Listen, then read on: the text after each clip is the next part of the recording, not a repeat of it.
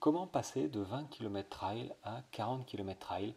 Je sais que ça peut faire peur et c'est légitime et c'est plutôt une bonne réponse au corps hein, d'avoir peur. Hein. J'aime pas trop les têtes brûlées dans les coachings hein, qui me disent ouais, moi je fais 20 km, je vais faire 40, là j'ai pas peur, paf, on y va.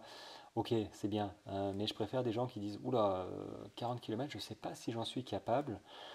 Parce que bah voilà, ma plus grande distance c'est 20, 23 km et 40 ça fait quand même pas mal. Et en plus il y a du dénivelé. Généralement ouais, sur les 40 km il y a du dénivelé, sur les maratrails. Mais il ne faut pas avoir peur.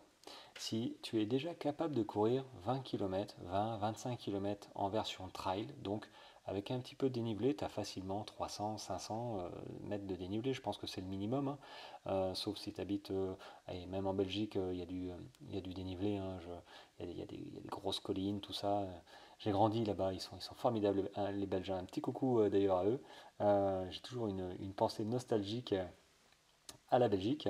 Mais du coup, voilà, si tu es capable de courir 20 km en version trail, je dis pas que tu arriveras facilement à courir 40 km parce que c'est quand même deux fois plus.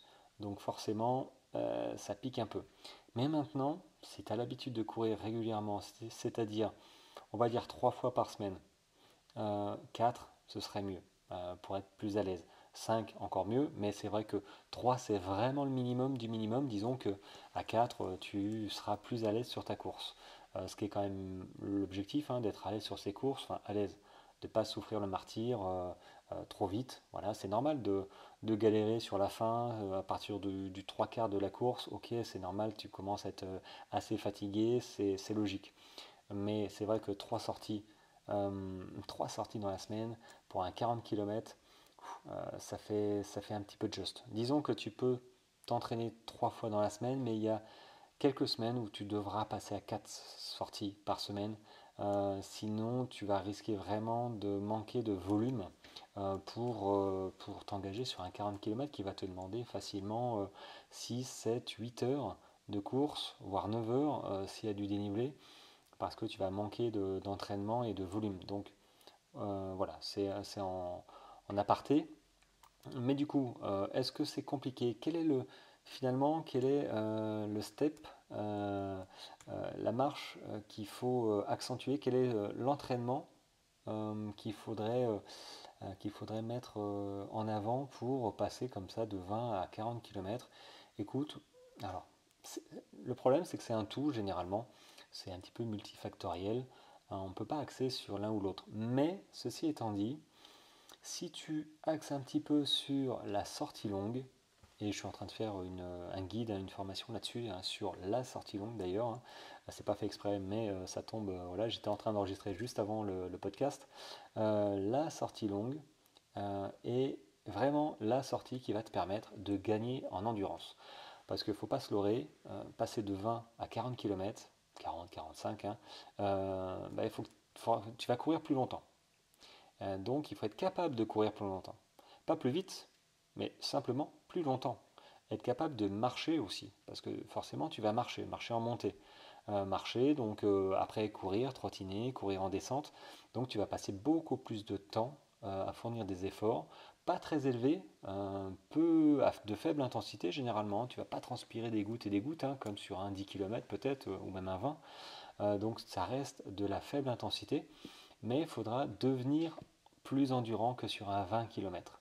Donc pour devenir plus endurant, ok, il y a des séances de cardio pour être plus à l'aise dans ta respiration. Il y a des séances de côte, voilà, pour être plus à l'aise dans les montées, tu vois, moins galérer dans les montées, dans les descentes, être plus solide.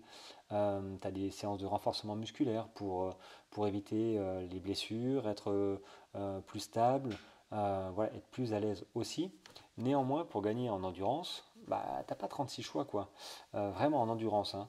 Moi, je pense que soit tu, et c'est même pas une solution en fait d'augmenter. Si tu as l'habitude de courir 45 minutes trois fois par semaine, tu passes à une heure. C'est même pas assez en fait, hein. Et clairement, c'est pas forcément la solution. Moi, je pense que l'une des solutions, si tu cours que trois quatre fois dans la semaine, c'est d'effectivement garder tes séances de 45 minutes globalement, même pas une heure. Une heure, c'est quand même relativement conséquent, mais au moins de 45 minutes et ta sortie longue de fin de semaine, ok, et ben, celle-là, elle devra être plus longue que pour les 20 km. C'est-à-dire que ta sortie longue, tu vas l'adapter. La durée de tes sorties longues vont s'adapter au fil de ton entraînement. Évidemment, tu ne vas pas commencer avec 3 heures de sortie longue, bim, au début de ton entraînement. Parce qu'il faudra commencer un petit peu à réfléchir, à planifier à l'avance, ok, là je prévois une grosse sortie longue, telle date. Parce que à telle date, ça tombe à 3-4 semaines de ta course. Il ne faut pas que ça tombe à 2 semaines de ta course, sinon tu vas être fatigué en commençant ta course. C'est un peu con quoi.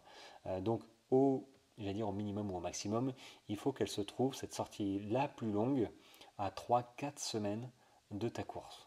Mais avant d'arriver à cette sortie la plus longue, qui va valider finalement ton entraînement, bah, il faudra mettre des sorties longues à peu près toutes les semaines, voilà, tous les samedis, ou tous les dimanches, bref, une fois par semaine. Si c'est les mercredis, c'est les mercredis, mais c'est vrai que généralement on bosse la semaine, donc c'est plutôt le samedi ou dimanche. Et commencer par, on va dire tranquillement, peut-être 1 heure et demie. Bon, à savoir qu'une sortie longue, c'est 1 heure et quart minimum, globalement.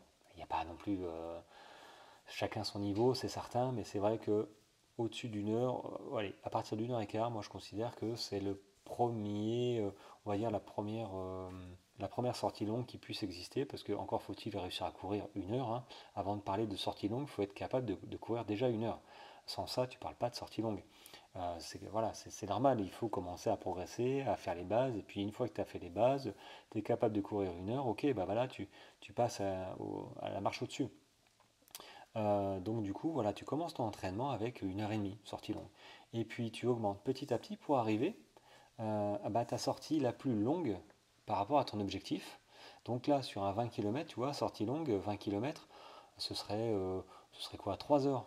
Ouais, 3 heures maximum. 3 heures maximum, sortie longue, version rando course. Maintenant, sur un 40 km, tu vois, 3 heures, c'est vraiment léger. C'est trop léger parce que 40 km avec plus de 2000 mètres ou 2000 mètres de dénivelé, moi je sais que j'ai une de mes coachées qui l'a fait, Mélanie, là, début mai, dans le Tarn Valley. Bon, alors de mémoire, je crois qu'elle a mis 8 heures ou 8 heures et demie.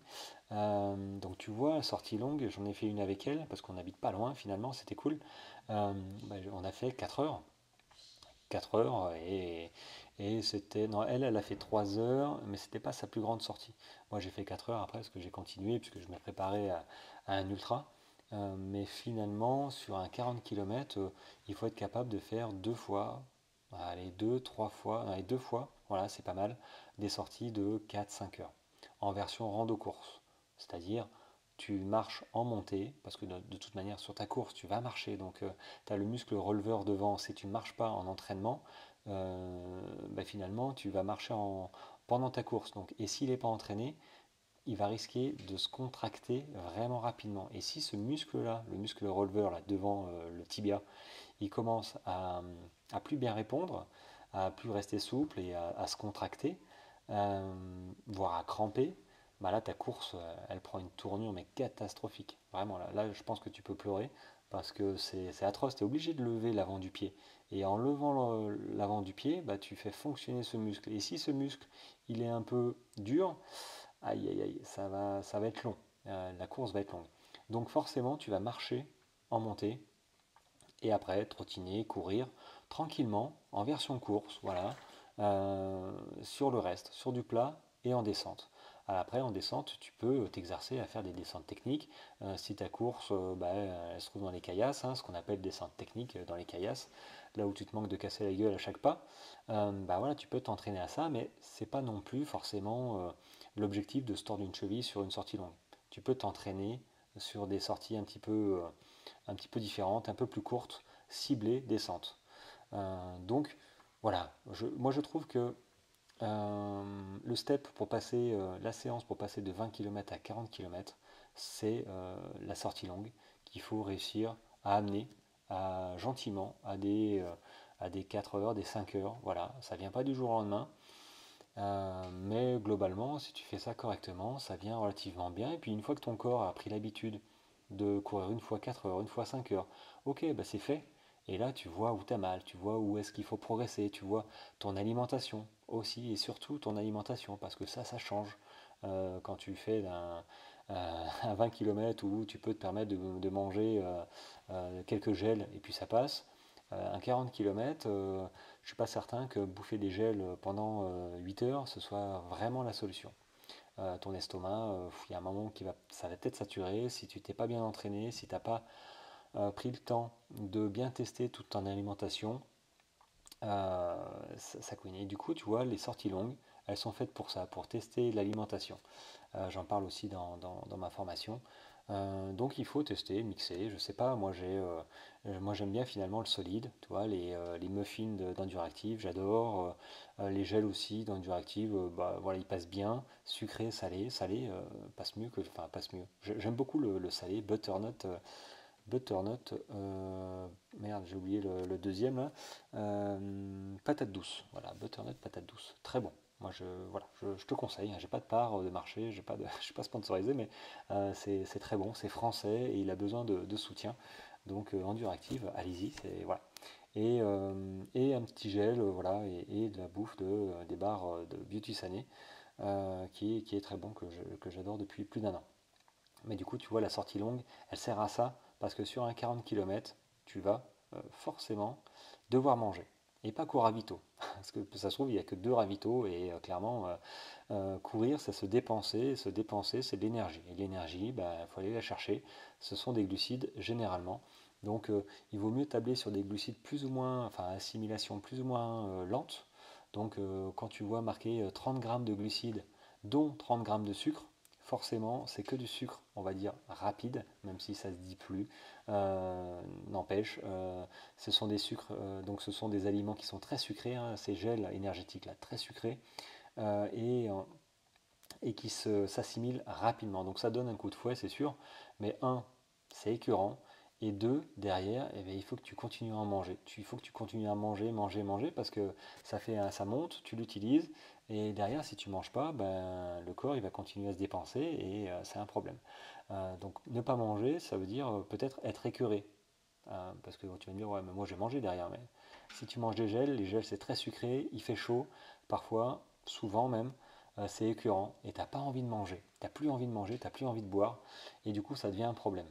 Donc teste-moi ça sur les sorties longues, c'est une évidence.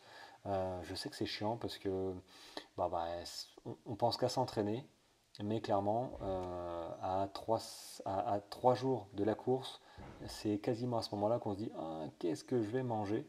C'est limite, c'est pas limite, c'est trop tard de tester quoi que ce soit. Donc, tu joues un peu à la roulette russe dans le fait de ne pas tester ton alimentation, surtout sur un trail de 30 ou 40 km. Voilà, bon bah c'était ma petite capsule, j'espère qu'elle t'a plu, voilà, pas plus, j'espère qu'elle t'a plu.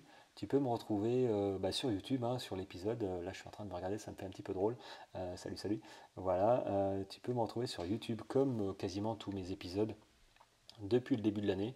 J'essaye de les mettre aussi parce que voilà, il y en a qui n'utilisent pas les podcasts, enfin les plateformes de podcast. Et puis, donc, à savoir que tu peux t'abonner à la newsletter sur le lien qui se trouve partout en description des podcasts et de YouTube et d'Instagram, bref, partout, pour recevoir voilà, ma newsletter à peu près tous les jours qui va te donner quelques conseils, qui va te parler de ma vie, mais toujours autour du trail, parce qu'il y a tellement à dire autour du trail et c'est réellement une passion pour moi que voilà, j'ai besoin de communiquer. Et puis, si tu aimes recevoir des infos, bah, écoute, tant mieux. Et puis, si tu as besoin d'accompagnement, sache que je propose un accompagnement. Tu trouveras dans le lien une petite page de renseignement avec ma tête en vidéo qui va t'expliquer, tiens, comment je t'accompagne, comment je peux t'accompagner, et puis après le tarif et les petites lignes. Voilà. Je te laisse regarder ça.